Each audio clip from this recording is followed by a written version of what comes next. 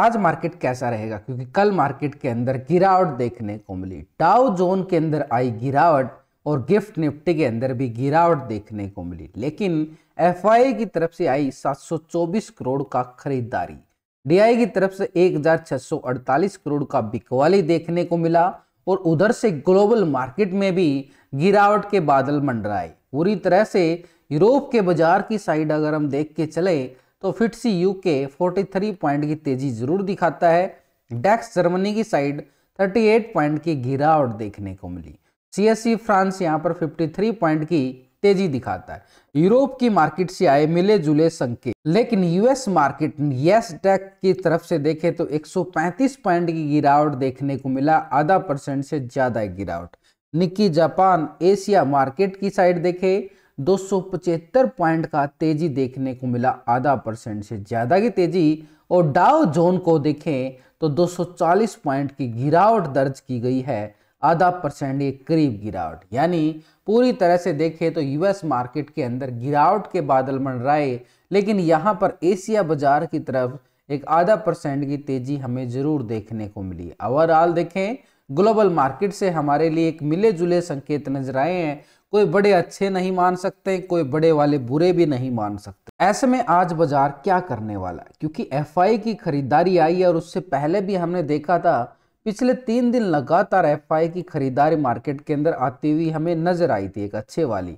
उसके बाद एक छोटा सा बिकवाली आता है जो आरबीआई का अपडेट आने के बाद, और उसके बाद कल फिर एक छोटा सा खरीदारी का संकेत एफआई ने डाल दिया। यानी पूरी तरह से एफआई का जो मूड बनता जा रहा है एक खरीदारी का। पिछले 5 सेशन के अंदर देखें तो 5 सेशन में 4 सेशन के अंदर एफआई की तरफ से खरीदारी की गई है और एक सेशन ऐसा गया है जहां पर बिकवाली आती हुई नजर आई है।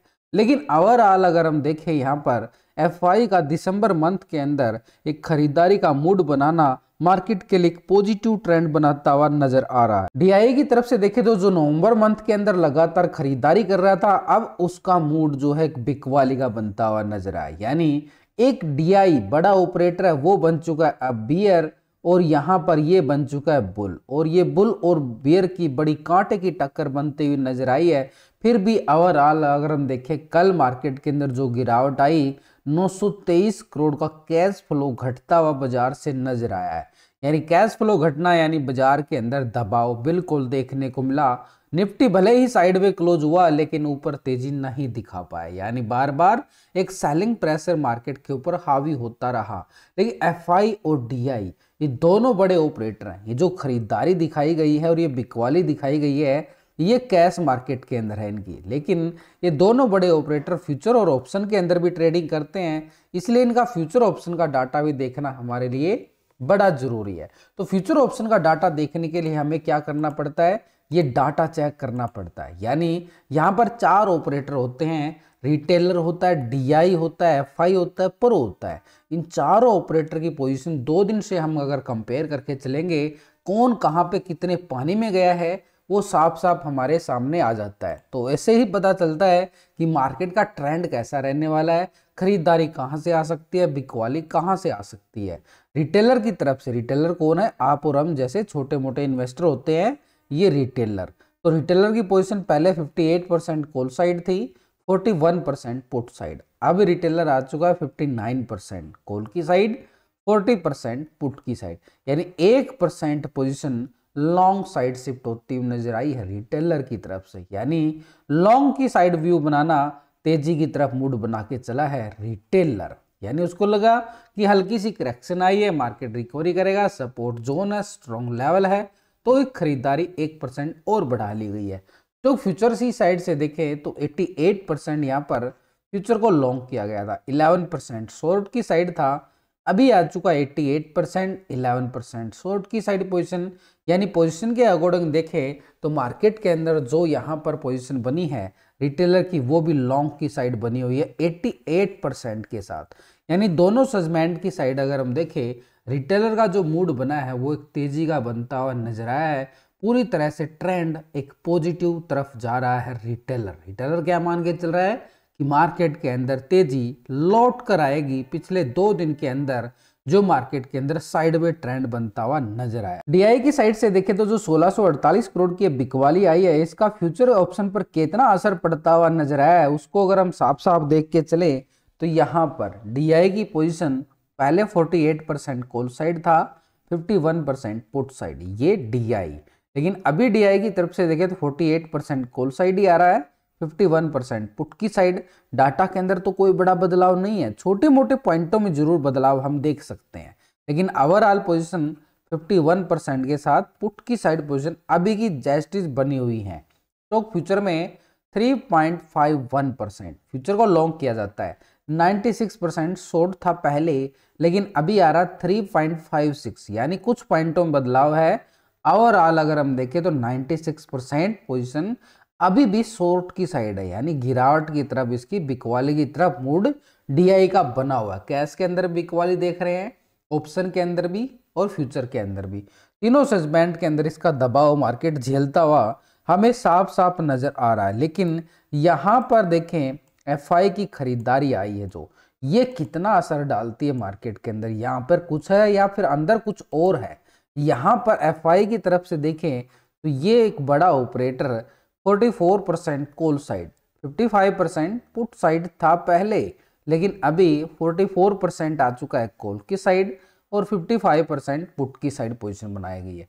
यानी डाटा के अकॉर्डिंग देखें तो यहाँ पर भी इसका कोई बड़ा बदलाव नहीं देखने को मिला, लेकिन ओवरऑल पोजीशन 55% के साथ ये भी पुट की साइड ज़्यादा पोजीशन बना रहा है, यानी कोई मूवमेंट नहीं देखने को मिला। वैसे भी मार्केट कल साइडवे जोन था, किसी खरीदारी अच्छी नहीं आई है, कोई बड़े वाली बिकवाली भी मार्केट के अंदर हावी नहीं हुई थी। लेकिन जो छोटा मोटा बदलाव हमने देखा है ये ऑप्शन के अंदर नजर आ रहा है। तो फ्यूचर में 61% फ्यूचर को लॉन्ग किया गया था, 38% शॉर्ट था, अभी 60% आ चुका है। यहाँ पर पोजीशन माइनस होके 39% आ गई है, यानी शॉर्ट की साइड पोजीशन। लेकिन ओवरऑल पोजीशन नोटिस करना जरूरी, 60% अभी भी लॉन्ग की साइड मूड बना के बैठा है। कौन? एफआई, एक बड़ा ऑपरेटर है जो मार्केट का गेम बदल सकता है कुछ ही सेकंडों के अंदर, और उसकी तरफ से अभी पोजीशन 60% के साथ लॉन्ग साइड बना के बैठना, ये मार्केट के लिए नीचे से बाय ऑन डिप्स की तरफ और इशारा करता हुआ नजर आ रहा है। लेकिन यहाँ पर देखें तो ऊपर के लेवल से बिकवाली का दबाव भी मार्केट के ऊपर झेलता हुआ बाजार नजर आ सकता है, क्योंकि प्रो की साइड से देखें पिछले 2 दिन से पहले 33% कॉल साइड था और यहाँ पर 66% पुट की साइड था पहले पोजीशन प्रो की साइड से। लेकिन अभी अगर हम देख के चलें तो यहाँ पर पोजीशन आ चुके 29% कॉल की साइड और 70% पुट की साइड पोजीशन, 4% माइनस होकर 70% आ गया भाई पुट की साइड। ये है पूरी तरह से बिकवाली दबाव डालने वाला प्रो की साइड से। तो फ्यूचर में देखें तो 67% फ्यूचर को लॉन्ग किया गया, 32% शॉर्ट था पहले ये प्रो की साइड से, अभी आ रहा है 68% फ्यूचर को लॉन्ग कर रहा है, 31% शॉर्ट की साइड। फ्यूचर में पोजीशन बढ़ा दी गई है, 1% पोजीशन लॉन्ग साइड शिफ्ट किया गया है। यानी मोमेंटम कहाँ जा रहा है भाई? नीचे आ रहा है बाजार, वहां से खरीदारी का मूड बना रहे हैं, ऊपर के लेवल से बिकवाली का वही चल रहा है ट्रेंड। मार्केट एक रेंज बोर्ड की तरफ और इशारा कर रहा है, वह जो हमें कल फिर देखने को मिला था, यानी मार्केट फिर से रेंज बोर्ड की तरफ, जैसे कल बाजार एक रेंज बोर्ड में घूमता रहा, ये बड़ी रेंज थी, अब इस रेंज को छोटा किया जा रहा है धीरे धीरे धीरे धीरे। जो मार्केट का ट्रेंड जो जा रहा है धीरे धीरे रेंज बोर्ड की तरफ जा रहा है, छोटी रेंज बनती जा रही है। अब ऊपर की लेवल पे क्या हो रहा है कि ऊपर के लेवल पर मैसिव राइटिंग हो चुकी है, बड़ी वाली कॉल राइटर बाजार बना के बैठ चुका है। ये देखोगे अगर 24,700 के लेवल पर 4 लाख का बड़ा कॉल राइटर मार्केट बना लिया गया 24,700 के लेवल पर। नीचे की साइड देखें तो अच्छी खासी 24,600 के लेवल पर भी पुट राइटिंग जरूर बनी है 2,16,000 का। लेकिन सबसे अच्छी बात 2,54,000 की सबसे ज्यादा पुट राइटिंग 24,500 के लेवल पे है। 24,500 के लेवल पे पुट राइटिंग सबसे ज्यादा नजर आई है और 700 के लेवल पे कॉल राइटिंग बड़ी नजर आई है। ये वाला लेवल स्ट्रॉन्ग लेवल 24,700 का लेवल एक स्ट्रॉन्ग रेजिस्टेंस पॉइंट है, यहाँ भी रेजिस्टेंस पॉइंट बनता हुआ नजर आया है। तो ऐसे में बाजार की साइड अगर हम देख के चलें लॉन्ग साइड के लिए 24,700 और 24,500 एक स्ट्रॉन्ग जोन बने चुके हैं। और कल भी हमने देखा कि पीसीआर रेशो 0.75 के साथ क्लोजिंग होता है, यानी एक तरह से दबाव झेलता हुआ मार्केट जरूर नजर आया और 50 पॉइंट से ज्यादा गिरावट निफ्टी में देखने को मिली। क्योंकि यहाँ पर जो सिनेरियो बना है, ये जो ट्रेंड लाइन आ रही है ऊपर के लेवल से बार बार इसी को टेस्ट करके गिरता है, ये एक 24,700 का लेवल है। यहाँ पर यहाँ से बड़ा ब्रेकआउट आएगा तो मार्केट तैयारी करेगा 24,870 की। वैसे लास्ट की वीडियो के अंदर पूरे टेक्निकल व्यू लॉजिक के साथ बताए गए हैं कि कॉल वालों की एंट्री कहाँ पे है और पुट वालों की एंट्री कहाँ पे बन सकती है। तो ये हमारे पास रेजिस्टेंस स्ट्रॉन्ग लेवल है। पहला लेवल 24,700 ब्रेकआउट होगा तो मार्केट तैयारी करेगा 870 की, और यहाँ पे कॉल वालों की स्कैल्पिंग देखने को मिल सकती है। लेकिन नीचे की साइड अगर हम देखें, सपोर्ट जोन ये है स्ट्रॉन्ग लेवल 24,500 का जोन। 24,500 मार्केट के पास एक स्ट्रॉन्ग सपोर्ट एरिया है। यहाँ से नीचे ब्रेकडाउन होता है तो बाजार नीचे की तैयारी करेगा फिर 24,300 की तरफ। ये 200 पॉइंट का दायरा जो है पुट वालों की स्कैल्पिंग के लिए जोन देखने को मिल सकता है। यानी हमें क्या करना है कि मार्केट जब तक ये 24,500 और 700 की ये जो रेंज बॉन्ड बनाई गई है ना, इस रेंज बॉन्ड में हमें थोड़ा सा सेफ ट्रेडिंग करना है। सेफ ट्रेडिंग का मतलब 24,500 से रिवर्सल ब्रेकआउट आए तो हम लॉन्ग की साइड, और 700 से रिजेक्शन आए तो पुट की साइड सपोर्ट और रेजिस्टेंस का ही फायदा उठा सकते हैं। बीच में अगर ट्रेड करेंगे तो फिर हमारे लिए रिस्क ही रहने वाला है आज का सेशन भी।